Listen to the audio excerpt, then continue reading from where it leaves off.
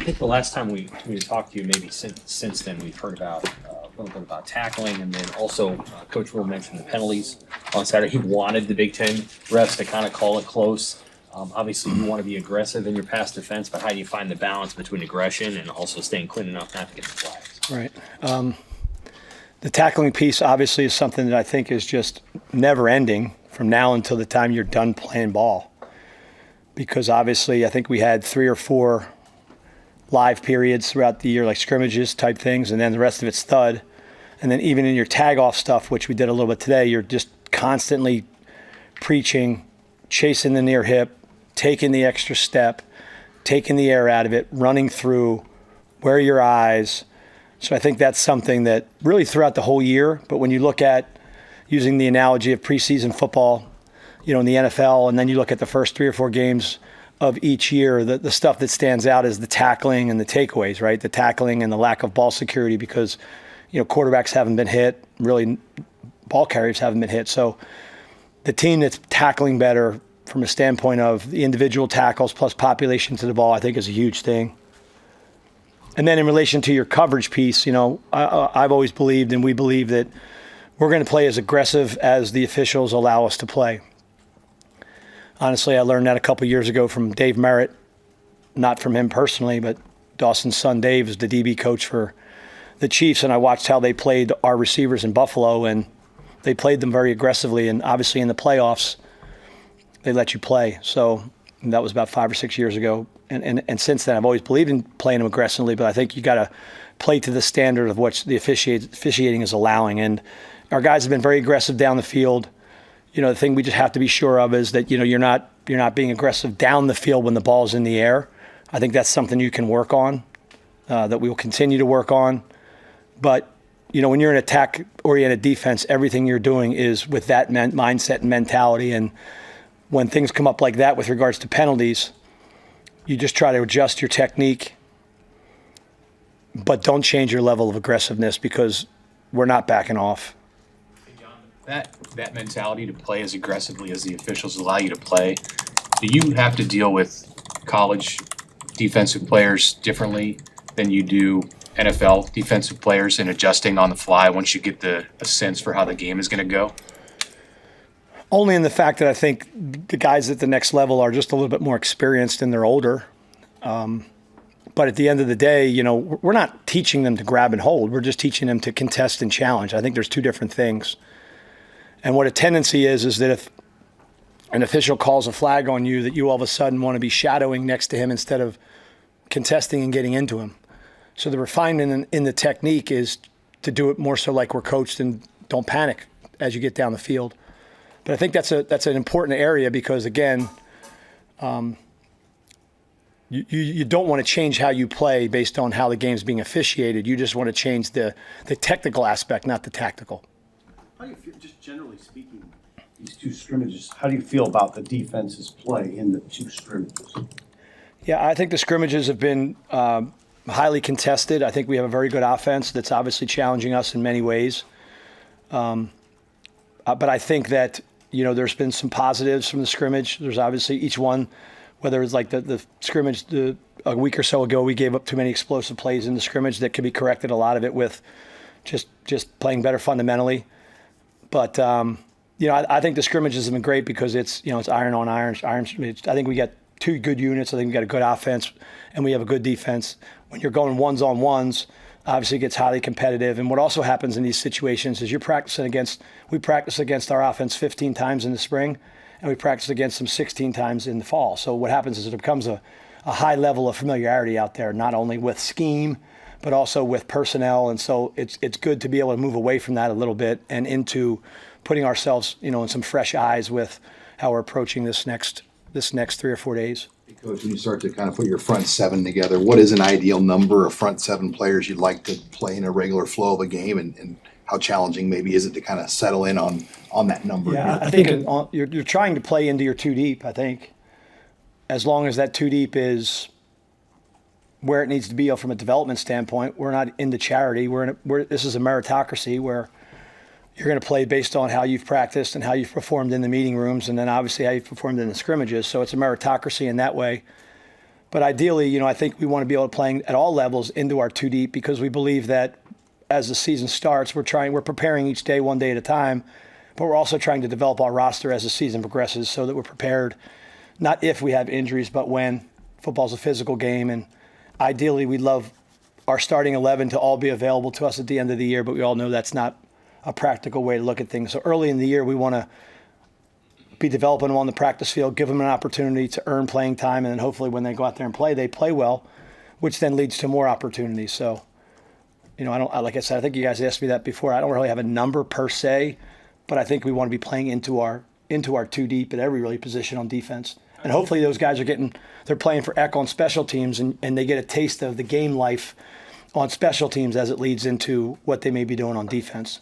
I've seen that depth come along from the start of camp to now. Yeah, I'm encouraged by it. I think obviously each level, we've got quite a bit of depth in the secondary. I feel good about linebacker.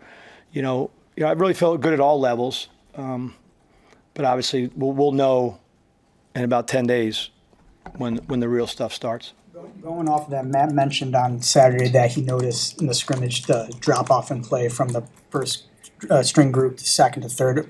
Were you noticing similar to the stuff on defense? Well, on defense, I think that there obviously is a level of drop off just because of experience, but I really felt like in the scrimmage, our red and our white, which is they really got after it. They played hard, they played physical, they executed for the most part, made some plays.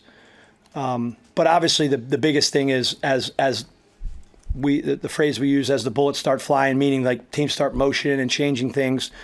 There's a level of experience that our veteran players just have seen. They've had more time on task and seen those things. So I think from an execution standpoint, it's better right now with that group. But that's our job. Coach always says it. The identity of your coach is not how you're getting your ones ready to play. It's are you getting your twos and threes ready to play, and are they able to execute at a level that's satisfactory at the game? So that's obviously a task we've got to keep working on.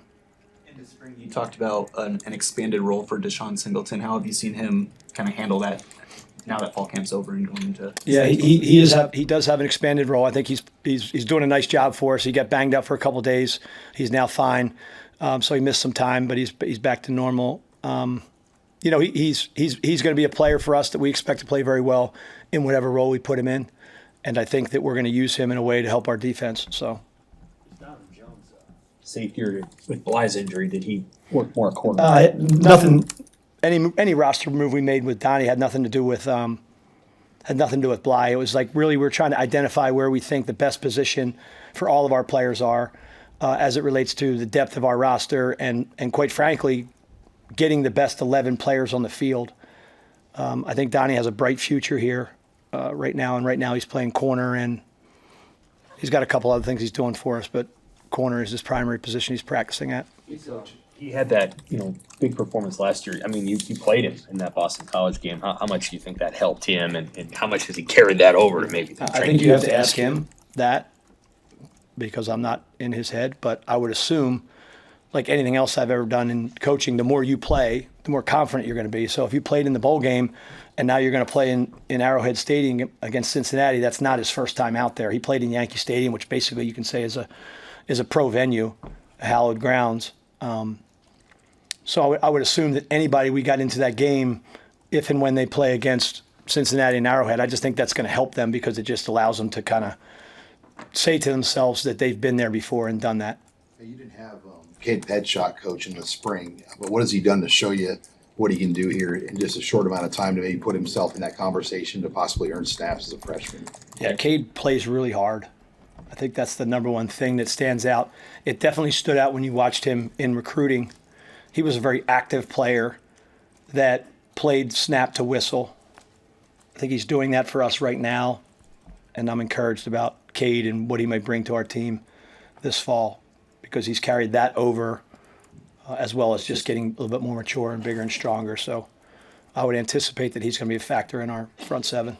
Hey, John, is that the players picked Javen Wright and Vincent Shavers among those inside linebackers to get single digits? Is that representative of what you see with the leadership at that position, those two leading the way?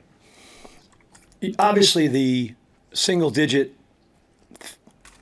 thing here is a tremendous honor for everybody 0 through 9 because like we have coaches have nothing to do with it. It's 100% based on the opinion and the respect that your fellow players have for you, which ultimately in football, we're trying to get these guys to play as hard as they can, as physical as they can, and execute at a high level and do it for each other. That ultimately is the kind of the bonding formula. The fact that you're doing it for your teammates, you're not out there playing for yourself.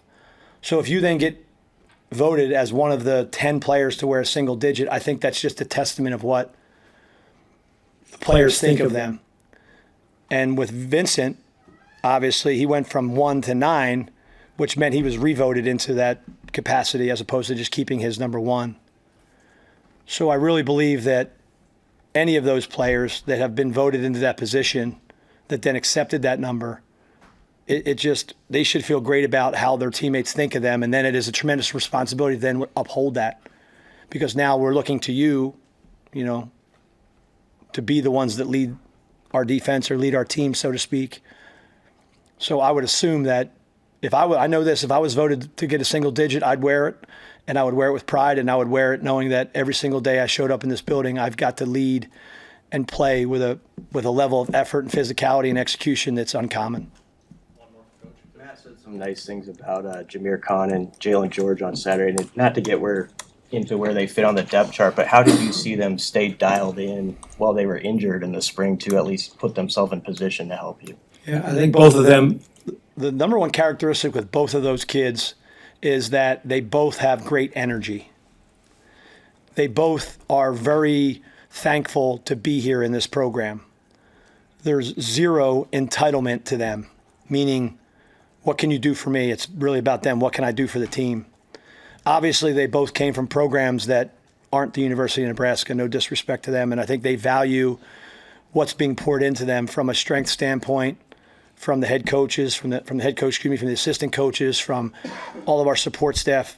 They understand that when we say they have everything at their fingertips to be as good as they need to be, both as a man and as a player, both of those kids have that energy of what can I do to continue to earn this, as opposed to the entitlement that sometimes gets associated with Division I athletes.